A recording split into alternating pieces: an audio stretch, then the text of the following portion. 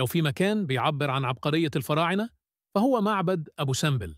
المعبد ده موجود في جنوب مصر جنب مدينة أسوان، وبناه الملك رمسيس الثاني من أكثر من 3000 سنة في القرن الثالث عشر قبل الميلاد.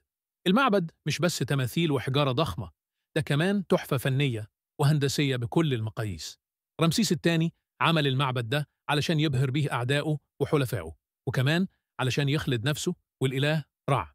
قدام المعبد هتلاقي 4 تماثيل ضخمة لرمسيس الثاني، كل تمثال فيهم طوله حوالي 20 مترا. تخيل، لحد النهاردة الناس من كل حتة في العالم بيجوا يتفرجوا عليه. لكن مش دي المعجزة الوحيدة. كل سنة يوم 22 من فبراير وال22 من أكتوبر أشعة الشمس بتدخل جوه المعبد وتنور وش تمثال رمسيس جوه قدس الأقداس، وده بيحصل مرتين بس في السنة. الموضوع ده مش صدفة، ده حساب دقيق من الفراعنة لمكان الشمس في السماء. وفي الستينات لما مصر قررت تبني السد العالي كان في خطر إن المعبد يغرق في بحيرة ناصر. العالم كله تكاتف، والمعبد اتفك حجر حجر واتنقل لمكان أعلى ب65 مترا بنفس الشكل والترتيب علشان يفضل محافظ على جماله وتاريخه.